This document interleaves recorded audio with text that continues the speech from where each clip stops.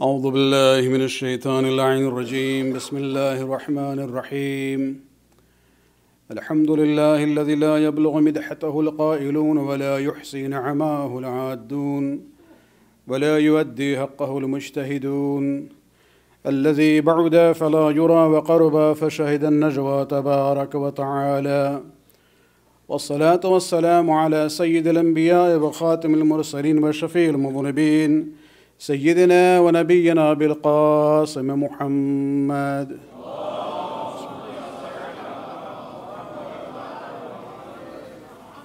وعلى أهل بيته الطيبين الطاهرين المعصومين الذين أذهب الله عنهم الرجس وطهرهم تطهيرا.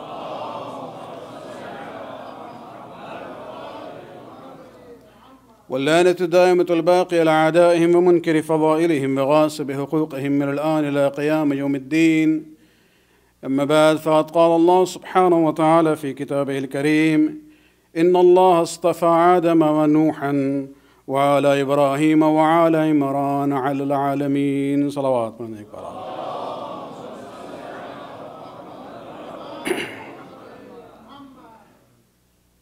This is the second gathering that we are having on the Azah of Sayyid al-Shuhada. And while we begin by extending our condolences to Bibi Fatima Zahra salawatullah alayha,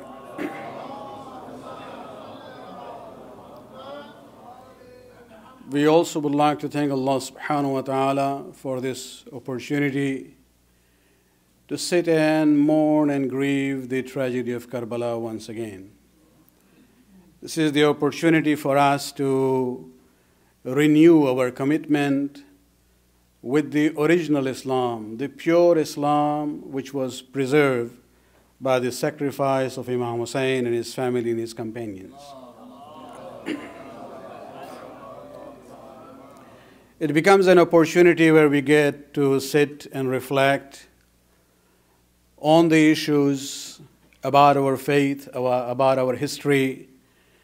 And the theme that I have selected, those of you who were here last night, that the topic for this majalis is going to be the issue of family life from the perspectives of the Qur'an and the Ahle-Bait alayhimu salatu wasalam.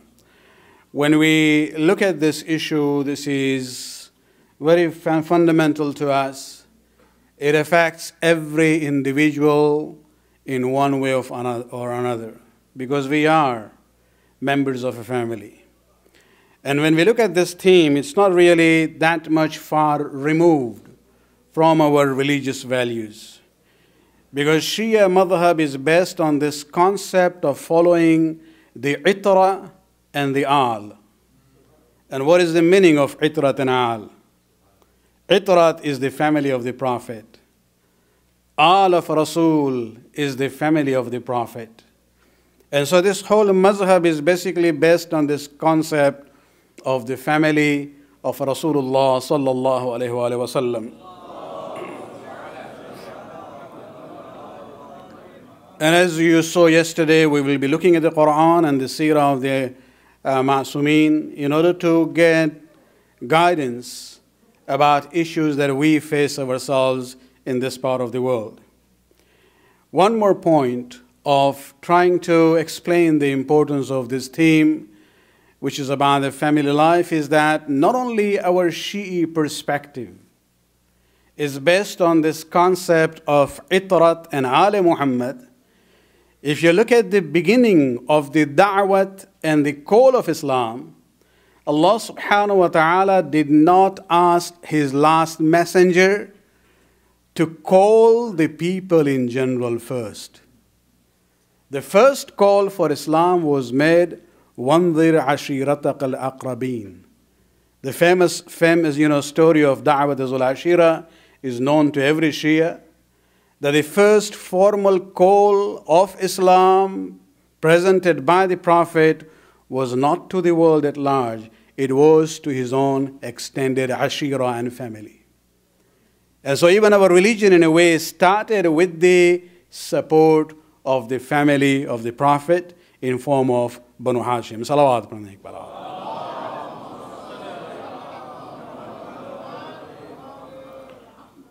Even if you look at it from the Islamic perspective, historical perspective, you will see that when the Prophet came down from Ghar Hira, and when he, talked about what happened there, when the Wahy came down, the first person to respond positively to that call of the Prophet was not an outsider. So even the beginning of the process of the Da'wat of Islam was from the member of the family of Rasulullah, in form of a closest member of him, and in form of baby Khadija, salawatullah alayha, salawat alayha.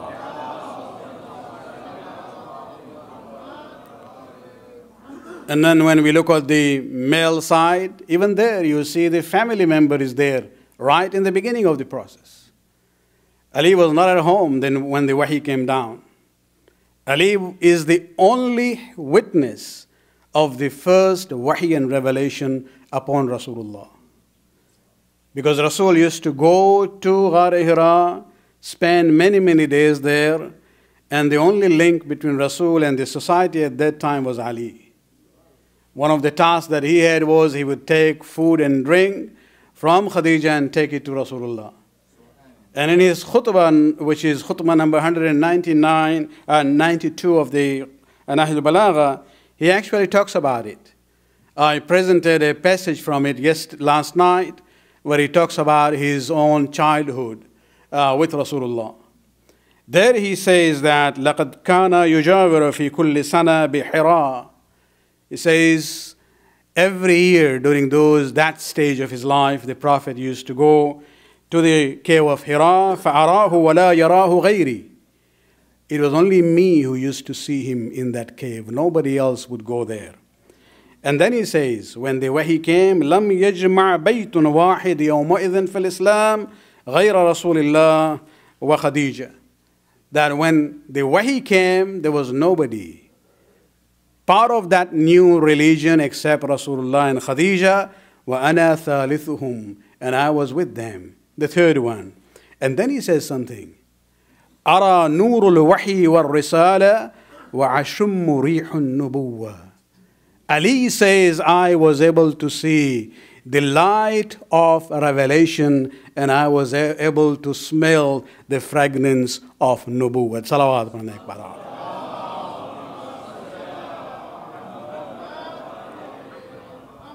So our mazhab and deen is based on this concept of family. And that is why, the theme that we have is very much in line with the, fundamental concepts of our mazhab. Salawat alayhi.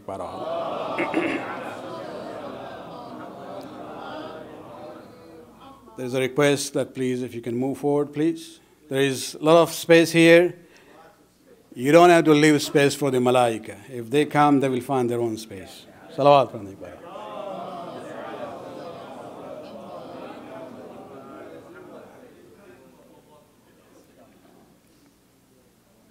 एक बार और सलावत पढ़ें.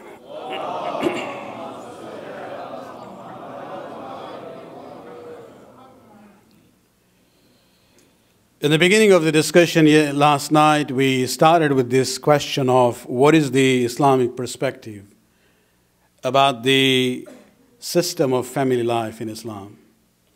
Just to connect with the theme for those who didn't come last night, we looked at two common family systems. One is known as the joint family system, most prevailing in Asian societies, and the other is the nuclear family system, which is more a Western way of life. In the joint family system, there are three generations living under the same roof. The grandparents, the adult sons with their own wives and children. And basically it's more a socialistic concept of management of the household, where all the income from the adult sons goes into the hands of the grandparents and they manage the entire extended family. There are positives and negatives in that system. When it comes to the nuclear family system, that is the system where once the grown-up children get married, they move out of the house of their parents. And even there are certain elements of positivity and certain elements of negativity. We talked about it last night. So what is the Islamic perspective? The Islamic perspective is that Islam looked at both systems, maintained the goodness from both, and eliminated the negativity from both systems. And what I mentioned there, and I would like to emphasize on this point, that Islam preferred what I would call semi-attached family system, where there is a separation but not total, disconnect between one generation and another. And this is where I gave the example that Islam would prefer a system where the new family is given some room to find their own roots, to understand themselves better, and to grow in that way, but not with total disconnect from the generation of the parents. Rather, there has to be the link, and the link emphasized in Islam is that you can have separate households, but you should be linked by the concept of silatul rahim. Silatul rahim means the linkage based on family ties. Rahim means the womb of the mother. And this has been greatly emphasized in Islam. The way we summarized it, if you look at these three systems, in the joint family system, the household is same. 3 generations living under the same roof, but many times the hearts are divided because of the problems. In the nuclear family systems, the houses are separate, even the hearts are mostly separate. When we talk about the Islamic system, which I named as, semi-attached family system, the households would be separate, but the hearts of the family members across the generations are linked to one another. Salawat.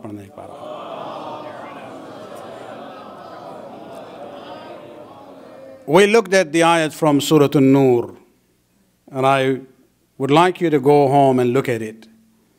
Well, Allah subhanahu wa ta'ala talks about this concept of houses of different, generations and members of the family. We even looked at the Hashimi tradition of Banu Hashim before Islam. When we look at the situation of Hazrat Abu Talib and how Abbas, his uncle, and Rasulullah went at a time in the year when there was famine and qahat in Mecca, they wanted to relieve some burden from Abu Talib. And this is how they took over the responsibility of Aqil was taken by Abbas, and Ali was taken by Rasulullah when he was only 5 years old. And from that age, Ali was in the house of Rasul and Khadija, salawatullah alayhim.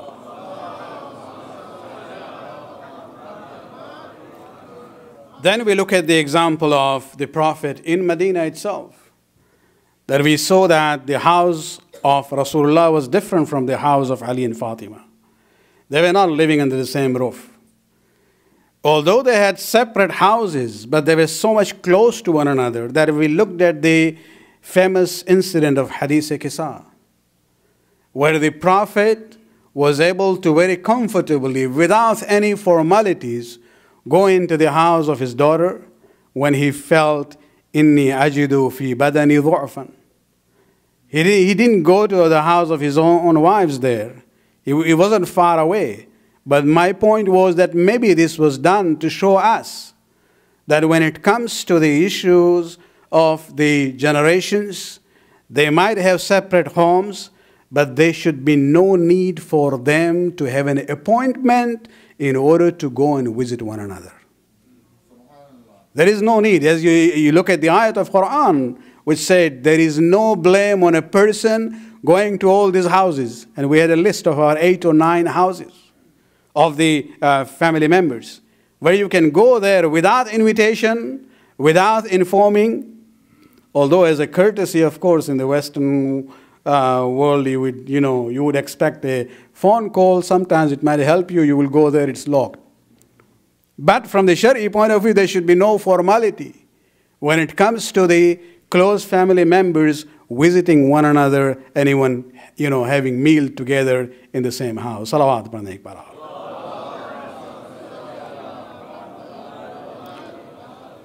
Especially, this is where the event of, Qissa has to be understood very properly. It has a strong impact if you really understand the message that we are getting from it. On the level of Aqidah, there is one message. On the level of Seerah and Amal, there is another message.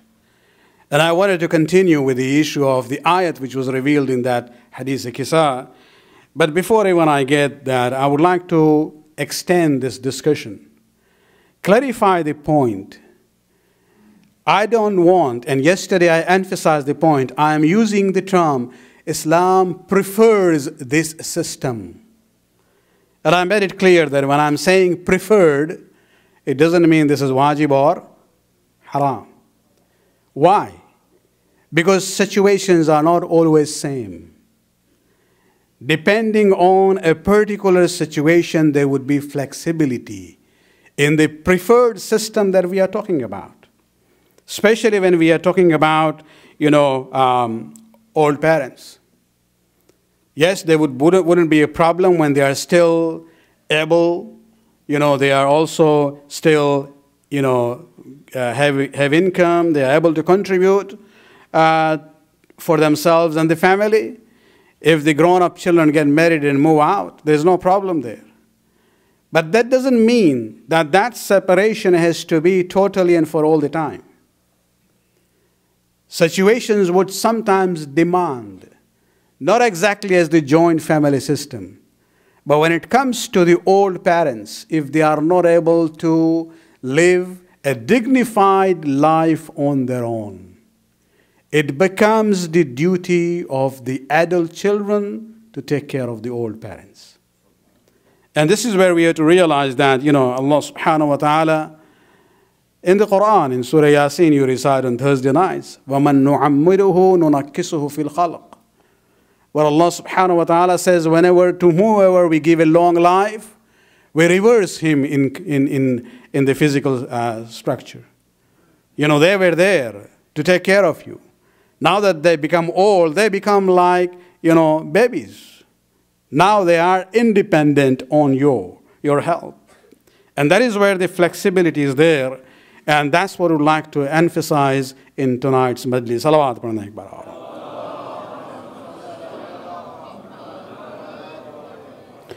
So let us look at the ayat of Qur'an on this issue. There are 4 places in the Qur'an where Allah subhanahu wa ta'ala, and this is more in the context of respecting and being kind to old parents. One is very specific about it. The other 3 are more general. But in all these 4 places, it's interesting to see how Allah subhanahu wa ta'ala combines the concept of tawheed, monotheism, with the concept of being kind to the parents. Islam is a religion based on the concept of a unity of God, monotheism, and tawheed. That is the foundation. There is no deviation from that at all. Allah subhanahu wa ta'ala does not tolerate shirk in any way. There is one ayat where he says, I'm willing to forgive everything. But when it comes to shirk, you want to make somebody my partner, that is not, something I would tolerate. And so when we look at this issue, it's interesting that even combination of themes sometimes in the Qur'an, that combination itself is giving a message to us. For example, if you look at Surah Baqarah, number 83, where Allah subhanahu wa ta'ala summarizes His covenant with Bani Israel. And these are being repeated as a message for us also. Is أخذنا ميثاق بني إسرائيل. What is the mithaq? What is the covenant? لا تعبدوا إلا الله وبالوالدين إحسانا. Do not worship anyone but Allah and be kind to the parents. Immediately from Tawheed, Allah subhanahu wa ta'ala goes to the issue of being kind to parents. And then if you look at it, then it says, be kind to your relatives and orphans and masakeen, and say good things to the people. وَأَقِيمُوا الصَّلَاةَ وَآتُوا الزَّكَاةَ. Namaz and zakat, namaz and charity comes later on. It is a human interpersonal relationship which has been mentioned first. Within the family. children and parents, how they deal with one another.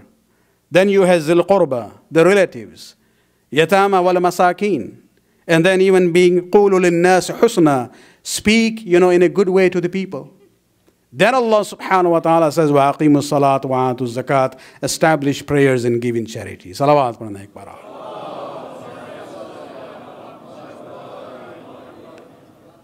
But we confine Islam to namaz. And then after musalla, everything else is forgotten. Whereas Allah subhanahu wa ta'ala first talks about interpersonal relationship and then talks about namaz and zakat. You look at the second ayat from Surah Nisa, وَعْبُدُوا اللَّهَ وَلَا تُشْرِكُوا بِهِ شَيْئًا وَبِالْوَالِدَيْنِ إِحْسَانًا. Worship Allah subhanahu wa ta'ala, do not associate anything with Him, and be kind to the parents.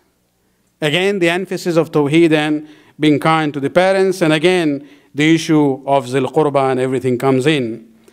And then, third ayat, where Allah subhanahu wa ta'ala says that, do not do shirk. وَبِالْوَالِدَيْنِ إِحْسَانًا. But the ayat that I would like to come to is the fourth one, which is from Surah Bani Israel, ayat number 23 and 24. Where Allah subhanahu wa ta'ala says, وَقَضَى رَبُّكَ أَنْ لَا تَعْبُدُ إِلَّا إِيَّاهُ وَبِالْوَالِدَيْنِ إِحْسَانًا. And this is where Allah subhanahu wa ta'ala talks about the old age. Zaifi ki daur ki baat ho rahi hai. When the parents reach to that stage where He says that Allah, your Lord has decreed, أَنْ لَا تَعْبُدُ إِلَّا إِيَّاهُ. You do not worship anyone but Him. وَبِالْوَالِدَيْنِ إِحْسَانًا. And be kind to your parents. إِمَّا يَبْلُغَنَّ عِنْدَكَ الْكِبَرِ كِلَاهُمَا إِهْدَاهُمَا وَكِلَاهُمَا. If one of them or both of them, depending, which of the parents are alive, if one of them or both of them reach to the age of kibar, they become elderly and old. Indaka. This is what I would like to emphasize. Indaka, with you. So you can have this system as a preferred system is separate households. But when they become kibar, Allah subhanahu wa ta'ala say, when they grow old, with you. In the old age, there is a flexibility. You will have to look at your parents. We don't believe in this concept of sending them out to the institutions. Well, if there is a serious medical issue, that's a different thing. But, this is where we have to realize that when we talk about this concept, of course, it doesn't necessarily have to be under the same roof. You can be just neighbors of one another. Maybe you are in the upper level or lower level, whatever, because they also need kind of, their own privacy and independence in a way. But there should be closeness that you will be able to take care of them at the time of their need. Salawat padna ek baar.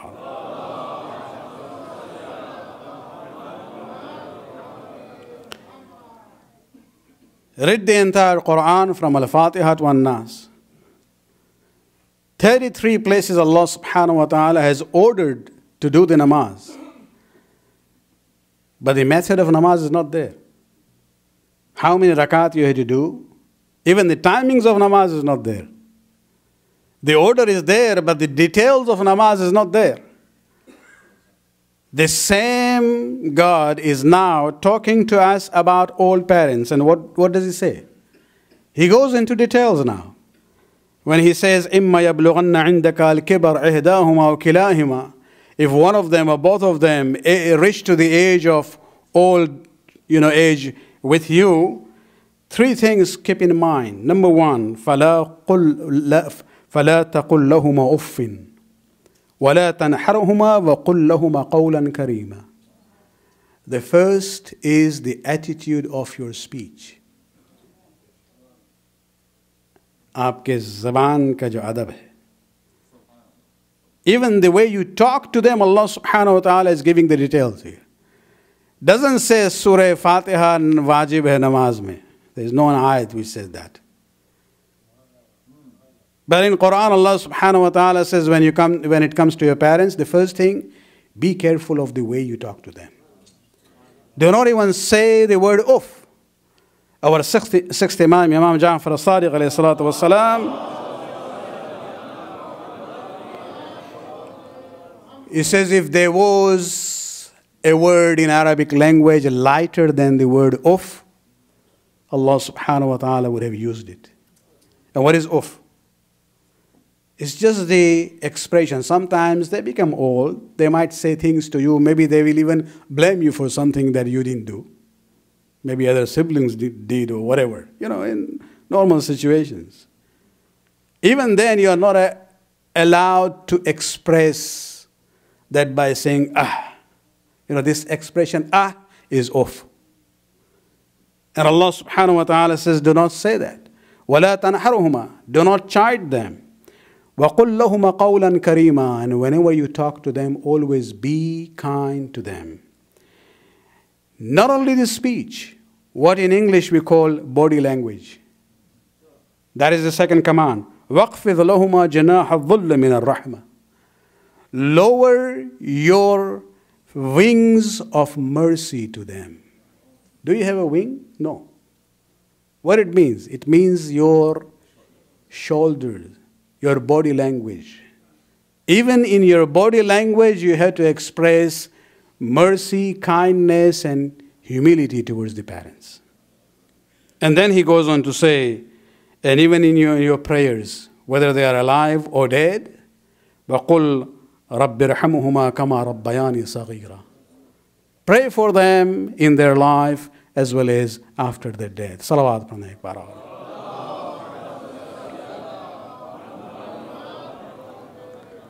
So let me move forward and ask this question. All these ayat about being kind to the parents, does it only apply to the parents who are Mu'min and Muslim and good? Or does it also apply to those who are not good with you, or were they not good with you before?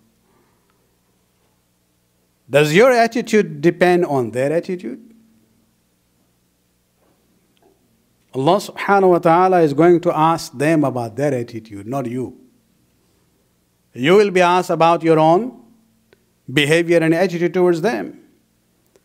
And this is where we see that, in Surah Luqman, there is a very interesting passage, ayat number 14, 15. And, Hazrat Luqman was given special ilm ladunni, that even an ulul azm prophet like Musa had to go to, that was a story of Khizr. But Luqman is somebody who has been mentioned in the Qur'an as somebody who had been given hikmat, wisdom from Allah subhanahu wa ta'ala. And in that Surah Luqman, there is a passage where Luqman, as a father, is advising his son. What is interesting is if you look at that passage in Surah Luqman, the very first advice is, Ya bunayya, la tushrik billah, inna shirka la dhulmun azim. This is Luqman talking to his son. O my son, do not associate anything with Allah, because shirk is a major act of injustice or major sin.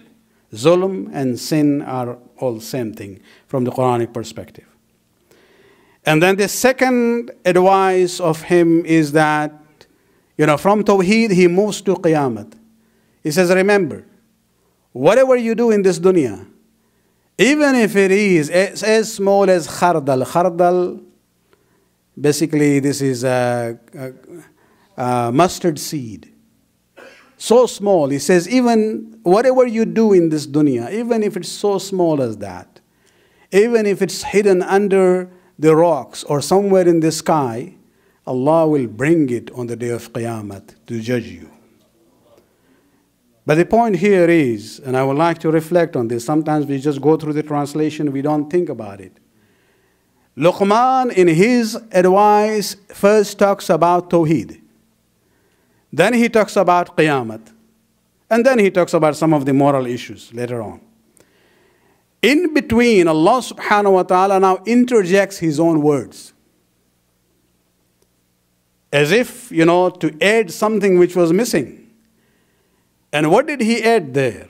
Those are not words of Luqman to his son. Tawheed is advice of Luqman, Qiyamah, remembering Qiyamah is advice of Luqman. Allah subhanahu wa ta'ala in between inserts his own words where he says, وَوَصَّيْنَا الْإِنسَانَ بِوَالِدَيْهِ, that we have enjoined the human being regarding the parents. Between Tawheed and Qiyamah, Allah subhanahu wa ta'ala says, no.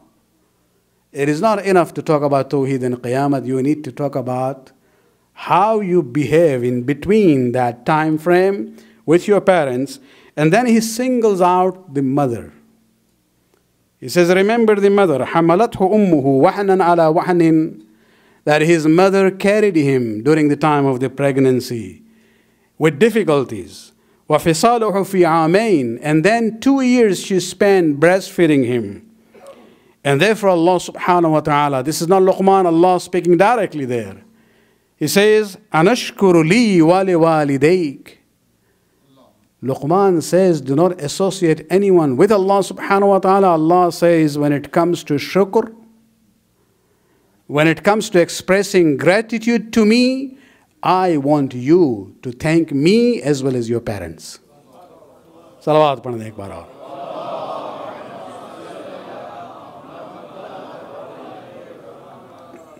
It is not shirk in Tawheed or divinity of Allah subhanahu wa ta'ala, but the realization that whatever Allah subhanahu wa ta'ala gives to us.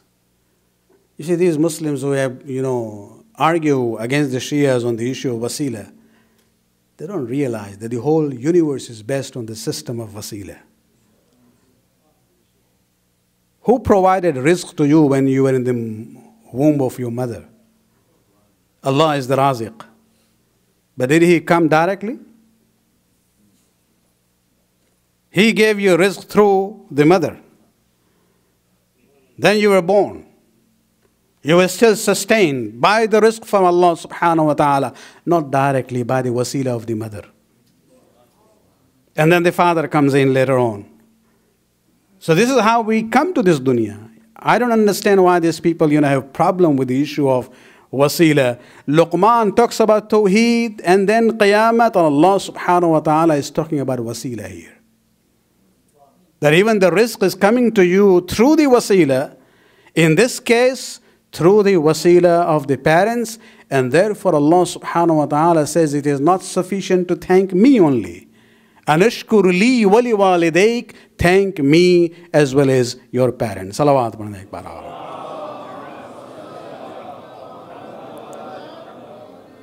Of course, on a universal level, parents are limited as far as their status of wasila is concerned. When it comes to the universal level, of course, the wasila for us are none other than Muhammad and Ali Muhammad salawatullah alayhi.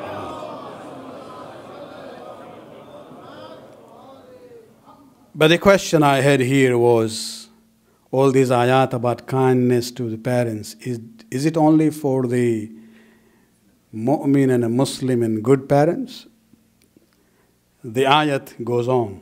And this is again still Allah talking to us, where He says, and this we are talking about the time when Qur'an was revealed. There were many, many Muslims who had parents who were mushrik. And remember, shirk is dhulme azim. And now what does Allah subhanahu wa ta'ala says? وَإِن جَاهَدَاكَ عَلَىٰ أَن تُشْرِكَ بِي مَا لَيْسَ لَكَ بِهِ عِلْمٍ. And remember, I'd emphasized so much about being kind to the parents. Be thankful to me and them. But if they are mushrik and they insist on you that you also do shirk, فَلَا تُطِعْهِمَا, then you are not allowed to obey them. Is that where the relationship stops? No. And this is where we have to keep this ayat in mind. فَلَا تُطِعْهِمَا وَصَاحِبُهُمَا فِي الدُّنْيَا مَعْرُوفًا. Even if they are mushrik parents trying to take you to shirk, do not obey them. But immediately Allah subhanahu wa ta'ala says, but still be with them with kindness in this dunya. In akhirah, the path of the mushrik and the mu'min would be separate. even if they are parents and children. They will not be together. But when it comes to dunya, Allah subhanahu wa ta'ala says, وَصَاحِبُهُمَا فِي الدُّنْيَا مَعْرُوفًا. But in this dunya, be with them with kindness and ma'roof. Salawat pranay barak.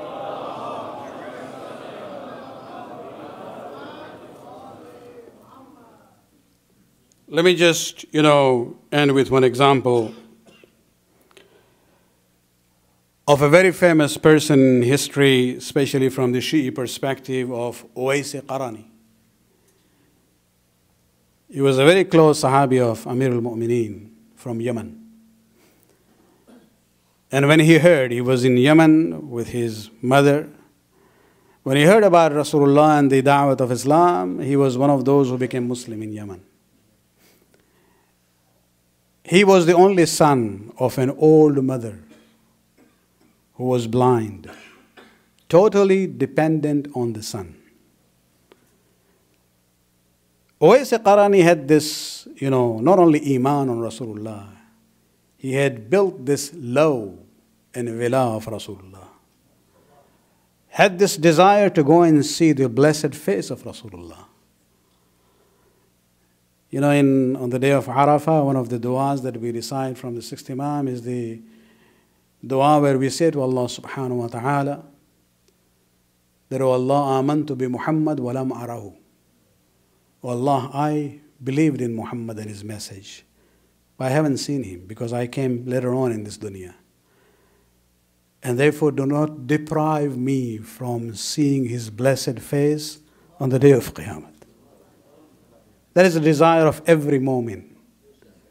Owais al-Qarni is alive during the days of Rasulullah. And his desire to go and see him directly, face to face in Medina. And this is where you'll understand what is the meaning of Sahabiyyat. Not what others say. Whenever he thought about going from Yemen to Medina, his mother would say, but then what will happen to me? There's nobody to take care of me. And I'm blind.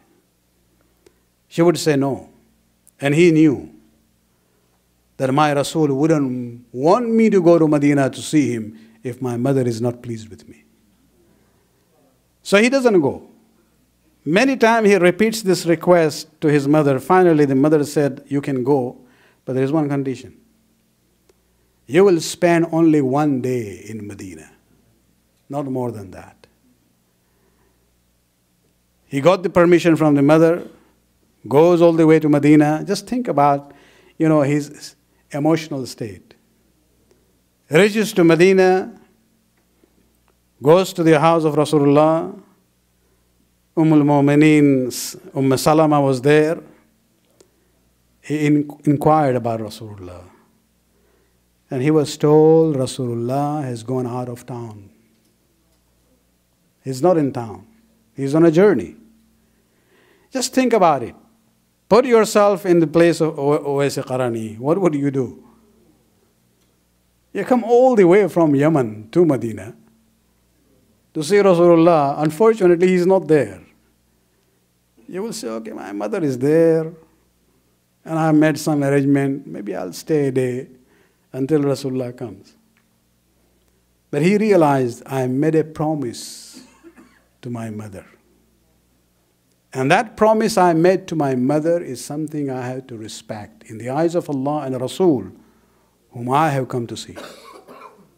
So he lives with grief and sadness. He was not able to do the ziyarat of Rasulullah, and therefore the Muslims don't consider him to be a Sahabi. He goes back to Yemen. But what happens in Medina? It's easy for us to say we are Shi'atu Ali. It is something else if Ali says, yes, you are my Shia. The definition of Sahabi is anyone who saw him, even though he is a, sinful, Sharib al-Khamr, the worst of character, but just because his eyes saw Rasulullah once, they say he's a Sahabi. But in case of Owais al-Qarni, what happens? He wasn't able to see Rasulullah. He goes back to Yemen. Rasulullah comes back to Medina, goes to the house. As soon as he enters inside the sahan, he asks his wife, he says, I can smell the fragrance of one of the slaves from the Ibadur Rahman. Who was here? And that is where Salama says, Owais al-Qarni from Yemen had come to see you. But yes, he had to go back.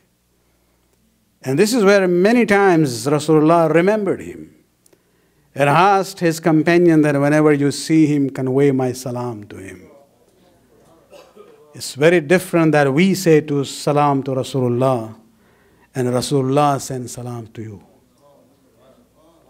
There is one riwayat where he says, sometimes he would say, I can feel the breeze of rahmat coming from Yemen, referring to Owais al-Qarni. Who is saying that? He himself has been declared as rahmatan lil alameen. And Owais al-Qarni attained this status because of what?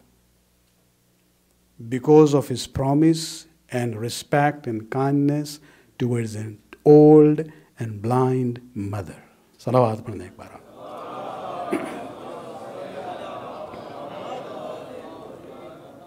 Later on, he was able to, be in the company of Amir al-Mu'mineen, even in the battle of Siffin, from what I can remember.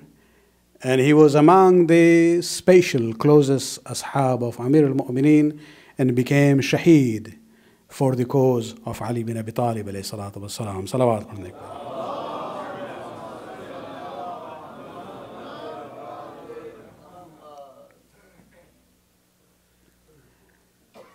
Family life کے سلسلے میں جس عنوان کو ہم نے کل شروع کیا ہے، کوشش یہی رہے گی کہ اسی سلسلے پر ہم باقی رہیں تاکہ قرآن اور اہل بیت کی سیرت کی روشنی میں اپنے زندگی کے مسائل کا ہم حل تلاش کر سکیں۔ کل ہم نے جو مثال پیش کی تھی حدیث قصہ کے عنوان سے کہ اس کا ایک عقیدتی پہلو ہے جہاں آئے تطہیر کا نزول تھا، ایک عملی پہلو بھی ہے کہ جہاں رسول کسی دوسرے شہر میں نہیں تھے، یہ نہیں کہ بیٹی کی شادی کہیں اور ہوئی تھی اور وہاں وہ سفر کر کے گئے تھے اور پریشان تھے یا تھکے ہوئے تھے۔ رسول شہر میں تھے، اپنا گھر بغل میں موجود تھا، گھر نہیں بلکہ کئی گھر تھے، کئی ازواج تھیں، لیکن پھر بھی رسول اسلام سیدھے بیٹی کے گھر جاتے ہیں۔ اس میں بھی ایک میسیج ہے کہ گھر الگ ہو سکتے ہیں لیکن صلۃ الرحمی کا مظاہرہ لازمی ہے۔ اور اسی واقعے میں جو آیت نازل ہوئی ہے اس میں بھی ہمیں یہ جو سیپریٹ ہاؤس ہولڈز کی بات ہم کر رہے ہیں کہ گھر بے شک الگ ہو سکتے ہیں لیکن ہمارے دل جو ہے ایک دوسرے سے الگ نہیں ہونے چاہیے۔ اس کی مثال سورہ نور کی آیت میں تھی اور آیت تطہیر میں بھی آپ کو ملے گی۔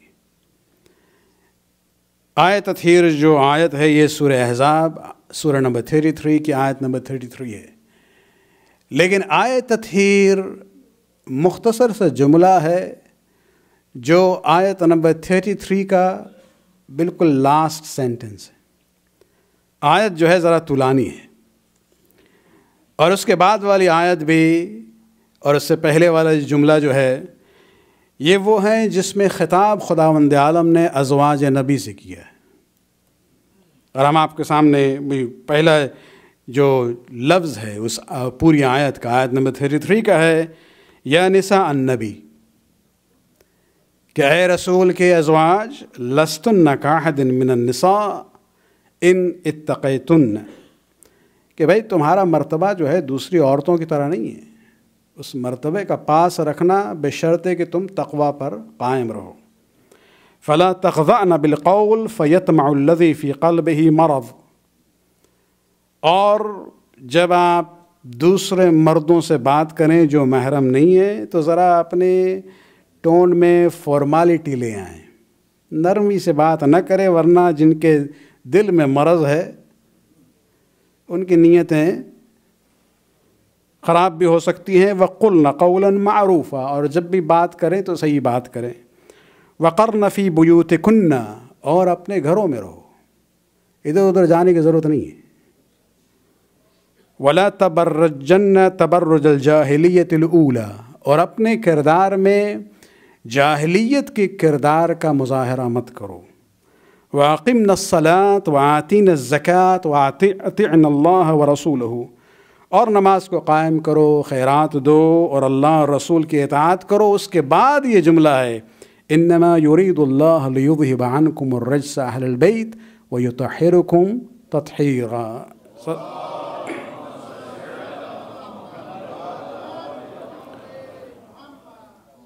بعد والا جملہ ہے، بعد والی آیت نمبر 34، وَاذْكُرْنَا، وہی تھیم چل رہی، نساء النبی سے خطاب ہے، اور یاد کرو ما یتلی فی بیوتکن، جو تمہارے گھروں میں آیات قرآن کی تلاوت ہوتی ہے اور حکمت کی جو باتیں ہوتی ہیں اس کو یاد کرو۔ ان اللہ کان لطیفا خبیرا۔ اب جب اس آیت کو آپ دیکھتے ہیں، اس پوری تفصیلی آیت نمبر 33، اس کا آخری جملہ جو ہے آیت تطہیر ہے، جسے ہم کہتے ہیں۔ علماء اہل سنت جو ہے جب اس کو دیکھتے ہیں کہتے ہیں بھائی اس آیت تطہیر جسے آپ آیت تطہیر کہتے ہیں، اس میں پنجتن تو ہیں، لیکن پنجتن کے ساتھ ازواج بھی شامل ہیں، اس لیے کہ اس سے پہلے ذکر ازواج نبی کا ہے، اور بعد والی آیت میں بھی ذکر جو ہے ازواج نبی کا ہے۔ ہمارے علماء اس سلسلے میں کہتے ہیں نہیں، یہ آیت جو ہے انما یرید اللہ لیذہب عنکم الرجس، یہ آیت جو ہے انڈیپینڈنٹلی نازل ہوئی تھی حدیث قصہ کے واقعے میں۔ بہرحال اس کا پلیسمنٹ یہاں پہ ہے، لیکن اس کا تعلق اس کے قبل اور بعد سے نہیں ہے۔ اور ہمارے علماء کی دلیل کیا ہے؟ جو سب سے مشہور دلیل جو ہے ایک انٹرنل، یعنی حدیث کے علاوہ حدیث قصہ میں کس طرح سے آیت نازل ہوئی وہ ایک الگ دلیل ہے، لیکن انٹرنل ایویڈنس جو کہا جاتا ہے، خود قرآن میں کوئی دلیل ہے کہ اس آیت تطہیر میں صرف پنجتن مراد ہیں اور ازواج اس سے خارج ہیں، تو وہی کہتے ہیں ہاں انٹرنل ایویڈنس موجود ہے، اور یہ ہے کہ آپ اگر ان تمام جملات میں افعال اور ضمائر کو دیکھیں، وربز اور پروناؤنس کو دیکھیں، تو آپ دیکھیں گے کہ مثلا خداوند عالم نے آیت تطہیر سے پہلے جو جملے آئے ہیں اور اس کے بعد والے جو آیت آئی ہے، اس میں جتنے وربز ہیں سب فیمینن پلورل فارم میں ہیں، جمع مؤنث کی شکل میں، اور ضمائر بھی اسی ٹائپ کے ہیں۔ مثلا آپ دیکھیں اذکرنا، اذکرو نہیں ہے یا اذکر نہیں ہے، اطیعنا، اطیعو نہیں ہے، آتینا، آتین الزکاة، یا اقمنا الصلاة، اقیمو نہیں ہے، یہ سب پلورل فیمینن فارم ہیں۔ ولا تخضعنا، قرنا فی بیوتکن، قرنا بھی جو حکم ہے یہ جمع مؤنث کے لیے ہے، لیکن جب آیت تطہیر کی بات آتی ہے تو اس میں وہاں جو ہے ان کننا نہیں ہے کہ خداوند عالم نے ارادہ کیا کہ رجس کو اہل بیت سے دور رکھے، ان کننا اگر ہوتا تو یہ آیت اسی سلسلے میں آتی، لیکن یہاں ہے ان کم، اس لیے کہ چادر تطہیر کے نیچے مرد زیادہ تھے، خاتون صرف ایک تھی، لہذا لغوی اعتبار سے ضمیر جو ہے بدل گئی، ان کننا نہیں ہے بلکہ ان کم ہے، وَيُطَحِّرُكُمْ ہے، يُطَحِّرُكُنَّ نہیں ہے۔ تو یہ جو ضمائر کا فرق ہے یہ خود ایک اندرونی شہادت ہے، انٹرنل ایویڈنس ہے کہ یہ آیت جسے ہم لوگ یہ جملہ جسے آیت تطہیر کہتے ہیں، اس کا تعلق ازواج سے نہیں ہے، بلکہ یہ صرف محمد اور وہ 4 افراد جو رسول کے قریب ترین افراد تھے۔ صلوات پڑھنے کا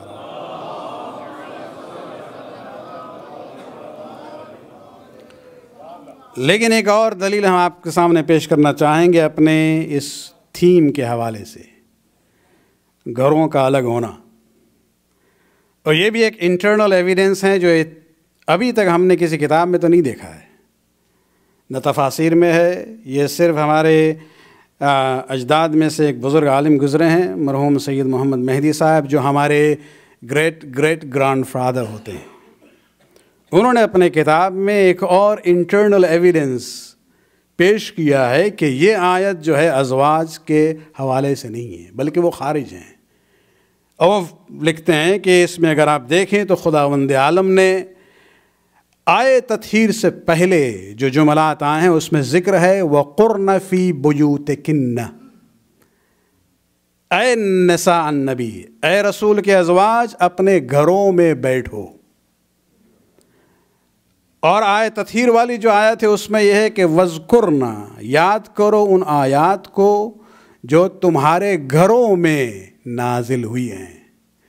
بیوتکن بعد میں بھی ہے، بیوتکن پہلے بھی ہے. بیوت پرولر ہے. رسول کی جتنے ازواج تھی اسی حساب سے انہوں نے الگ الگ، اب چاہے وہ ایک کمرے کا گھر کیوں نہ ہو، الگ الگ مکانات تھے تمام ازواج کی. آئے تطہیر میں اگر اہل البیوت کی بات ہوتی تو تمام ازواج اس میں شامل ہو جاتے، لیکن یہاں پر خداوند عالم نے بیوت نہیں کہا ہے. انما یرید اللہ لیذہب عنکم الرجس اہل البیت. ایک گھر کی بات ہو رہی ہے. ازواج کے بیوت تھے، آل محمد کے ایک بیت تھا. صلوات پڑھیں ایک بار.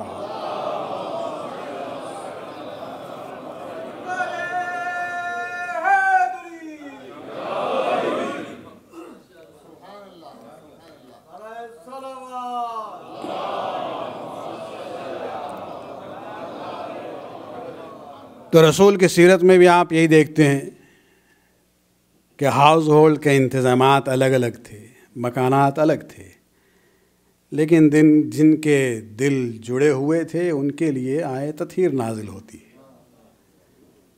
اور ہم وہ ہیں جو اصحاب قصہ کے ماننے والے ہیں. ہمارے میں وہی جذبہ ہونا چاہیے جو محمد آل محمد کے سلسلے میں ہمیں نظر آتا ہے.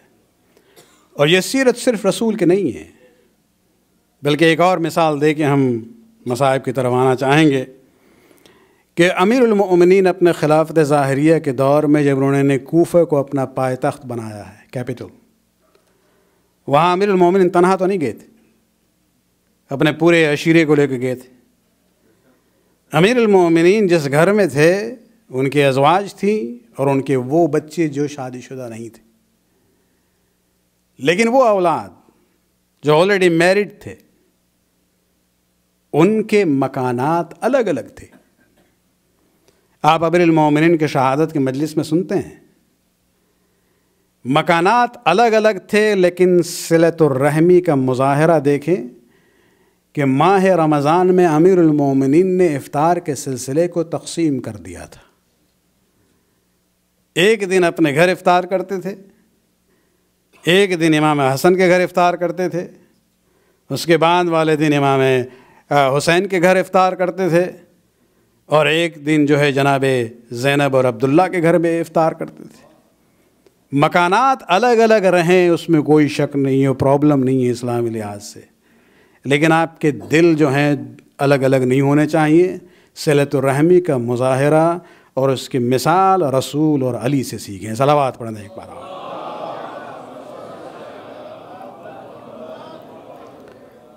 حدیث سے قصہ ہمارے لیے ایک بہت ہی اہم عنصر ہے ہمارے مذہب کا. اس کی تلاوت بھی ہوتی ہے، اس کا ترجمہ بھی ہوتا ہے، سنتے بھی ہیں ہم، پڑھتے بھی ہیں، لیکن اس پر ذرا غور بھی کریں. اور اس میں اگر دیکھیں تو مرکزی کردار جناب سیدہ کا ہے. عجیب و غریب بات ہے کہ آیت سے پہلے آیات جو ہیں سب جمع مؤنث میں ہیں، بعد والی آیت جمع مؤنث میں ہے. آئے تطہیر جو ہے جمع مذکر میں ہے، میسکولین فارم پلورل فارم میں ہے، لیکن وہی آیت جس میں جمع مذکر کے الفاظ ہیں اس میں کردار، اہم مرکزی کردار جو ہے خاتون کا ہے۔ جبرائیل جب ان کو حکم ہوا کہ جائیے نیچے، اس آیت کو پیش کرے رسول کی خدمت میں ہدیے کے طور پہ، تو جبرائیل نے یہی سوال کیا تھا نا، یا ربی ومن تحت الکساء، خداوندہ یہ چادر کے نیچے کون ہے؟ کیا جبرائیل جانتے نہیں تھے؟ بعید ہے کہ جبرائیل نہیں جانتے تھے، لیکن کبھی کبھی یہ سوال جواب ہوتے ہیں تاکہ ہمیں معلوم ہو۔ ایک بہانہ بن جاتا ہے کہ خداوند عالم بھی ذرا آل محمد کا قصیدہ بیان کرے، اور ایک بہانہ بنا کہ جناب سیدہ کی عظمت کو ظاہر کرنے کے لیے خداوند عالم نے جبرائیل کو جو جواب دیا ہے، ہم اہل بیت النبوہ و معدن الرسالہ، یہ وہی عنوان ہے جو امام حسین علیہ السلام نے بھی ولید کے سامنے پیش کیے تھے کل، جو ہم نے مجلس میں آپ کے سامنے پیش کیے ہیں۔ اور اس کے بعد فرماتے ہیں وَهُمْ فَاطِمَةُ وَأَبُوهَا وَبَعْنُهَا وَبَنُوهَا، صلوات پڑھنے ایک بار۔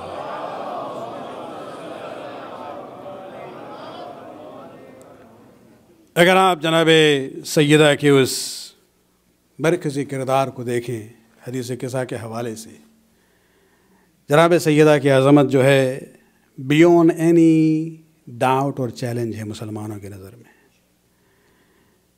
کربلا کے حوالے سے ایک مثال ہم پیش کرنا چاہیں گے۔ عاشور کے دن امام حسین علیہ السلام نے جب اپنا آخری خطبہ پیش کیا ہے اتمام حجت کے طور پہ، تو شروع میں اپنا تعارف کرتے ہیں، لیکن مظلومیت دیکھ لیں آپ کہ حسین نے اپنے تعارف میں علی کا ذکر نہیں کیا،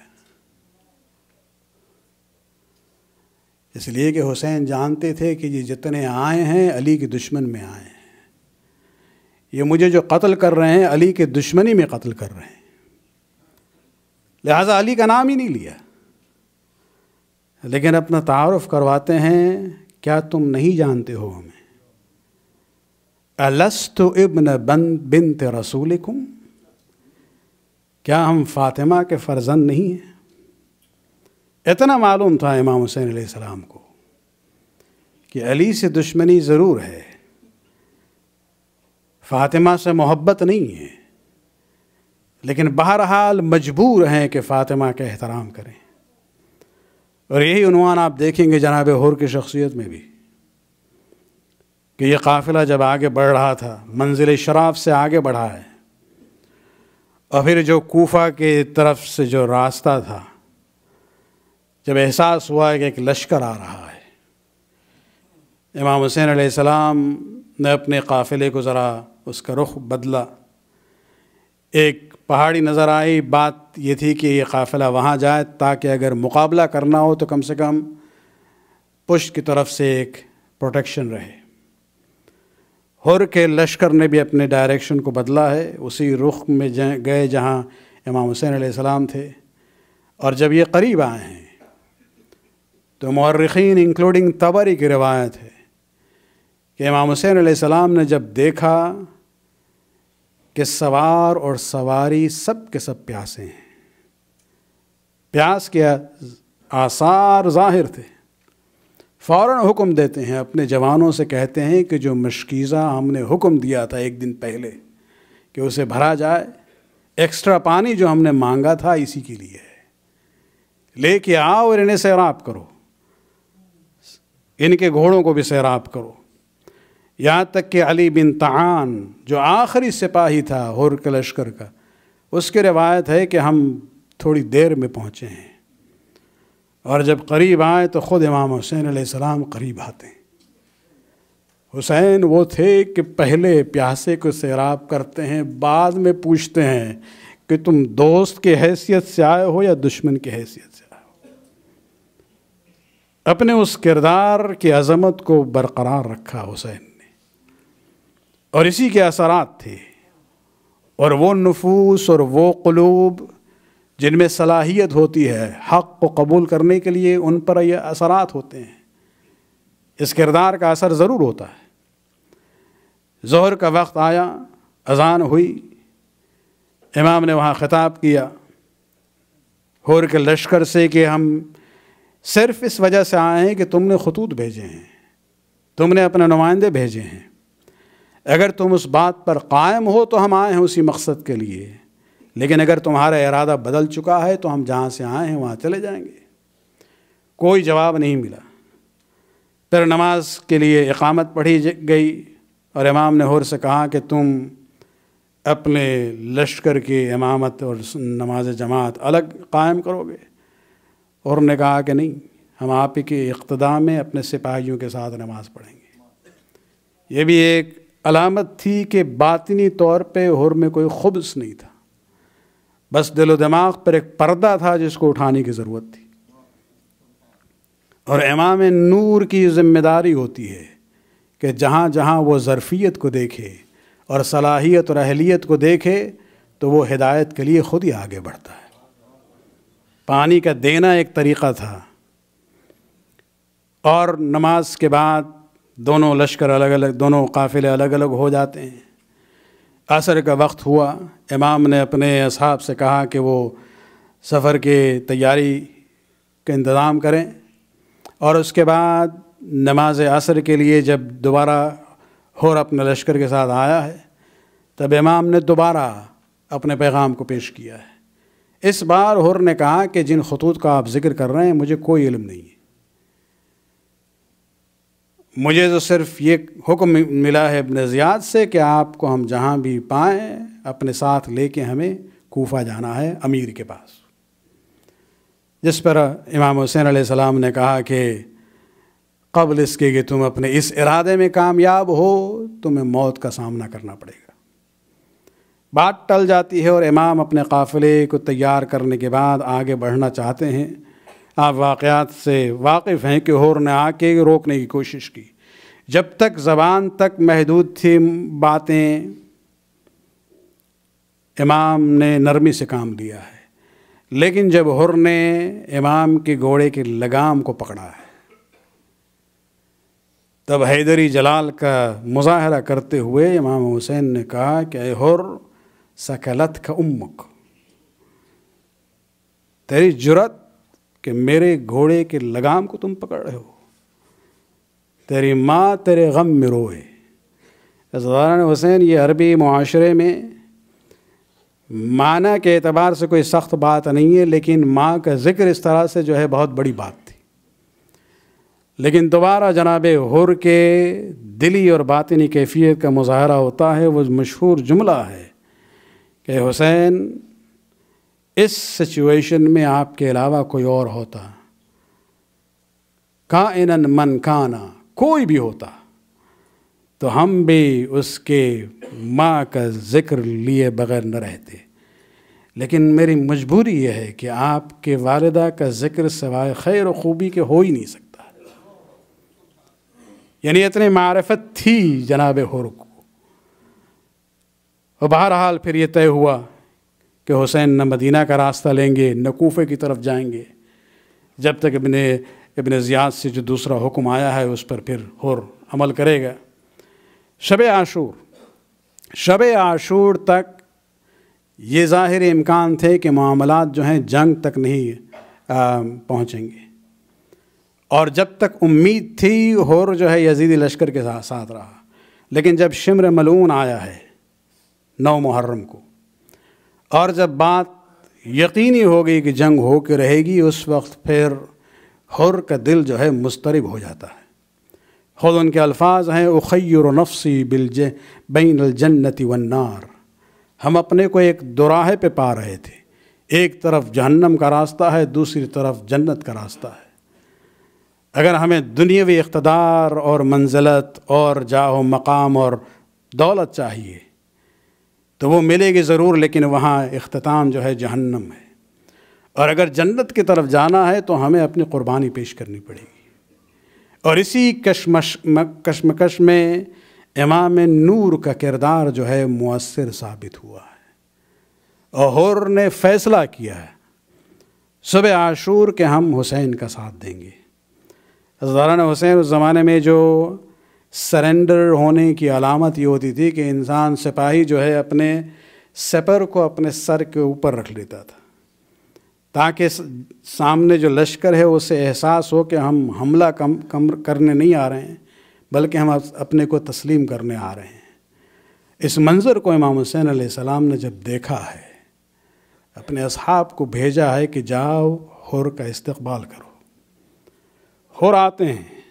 اصحاب کی روایت یہ ہے کہ اس وقت حر کے زبان پر وہ جملے تھے کہ خداوندہ تیری بارگاہ میں ہم توبہ کرتے ہیں، میں نے وہ کام کیا ہے کہ جہاں بنات بنت نبی کے دل کو اذیت پہنچی ہے، زینب ام کلثوم کا خیال تھا، احترام تھا فاطمہ کا، کہ ہم نے اولاد بنت رسول کے دل کو تکلیف پہنچائی ہے، ان کے لیے مصیبت کا سامان ہم نے کھڑا کیا ہے، خداوند اس توبہ کو قبول فرما۔ امام حسین کے قدموں میں جا کے گر جاتے ہیں، کہتے ہیں میں نے اللہ کی بارگاہ میں تو توبہ کی ہے، لیکن حق آپ کا ضائع ہوا ہے، جب تک آپ قبول نہ کریں گے یہ کریم ابن کریم مولا نے معاف فرمایا۔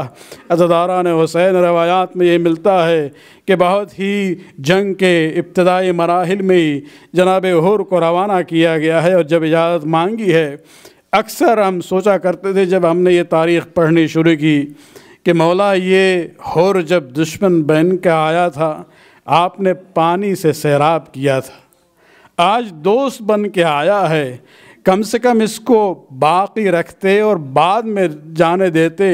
عجب نہیں کہ مولا کریم ابن کریم مولا جواب دے کہ تجھے احساس نہیں ہے میری مظلومیت کا، اس وقت پانی تو موجود تھا، ہم مہمان نوازی کر سکتے تھے، لیکن عاشور کے دن حسین آپ اپنے آنے والے ناصر اور مہمان کی مہمان نوازی نہیں کر سکتے تھے۔ زیادہ یہ تھا کہ ان کے دل میں احساس شرمندگی زیادہ نہ ہو، ان کو پہلے بھیج دیا جائے، اس لیے کہ جتنے ہی شہادت کے مراحل آگے بڑھیں گے حر کا سر جو ہے شرم سے جھکتا چلا جائے گا۔ عزاداران حسین حر جاتے ہیں، لیکن کب تک یہ تنہا مجاہد لڑتا؟ جب شہادت واقع ہوتی ہے، جب دیکھا حسین نے کہ حر جو ہے زمین پر گرے ہوئے ہیں، اپنے اصحاب کے ساتھ جاتے ہیں اور حر کے سرانے بیٹھ جاتے ہیں، حر کے سر کو لیا اور اپنے زانو پر رکھا۔ یہ معراج ہے حر کا کہ ایک دن پہلے کہاں تھے اور اس وقت حر کا سر ہے اور زانو سید الشہداء ہے۔ اس کے بعد ایک عجیب و غریب کام کرتے ہیں، مولا نے ایک رومال نکالا اور جناب حر کے پیشانی میں جو چوٹ آئی تھی اس کو خون کو صاف کرنے کے بعد باندھنا شروع کیا۔ مولا یہ حر کا آخری وقت ہے، اس مرہم و پٹی سے کوئی فائدہ نہیں ہونے والا ہے، لیکن عجب نہیں کہ جواب دے حر نے ماں فاطمہ کا احترام کیا تھا، شہادت کے بعد محمد آل محمد کی بارگاہ میں پیش کیے جائیں گے۔ عجب نہیں کہ وہاں بھی حر کو شرمندگی کا احساس ہو، لہٰذا ہم نے ماں کا بنا ہوا رومال حر کے پیشانی پر باندھ دیا ہے تاکہ احساس ہو کہ صرف حسین راضی نہیں، ماں فاطمہ بھی راضی ہے۔ اور اس کے بعد حر کے لاشے پر 2 مصرع مرثیہ امام نے پڑھا ہے جس کا آخری جملہ ہے یا ربی اضفہ فی الجنان، خداوندہ حر کو اپنا مہمان بنانا جنت میں۔ حسین کو احساس تھا کہ خداوندہ ہم مہمان نوازی نہ کر سکے، میں شہادت دوں گا میری طرف سے حر کو اپنا مہمان بنانا۔ لعنت اللہ علی القوم الظالمین، سیعلم الذین ظلموا ای منقلب ینقلبون۔ ماتم حسین۔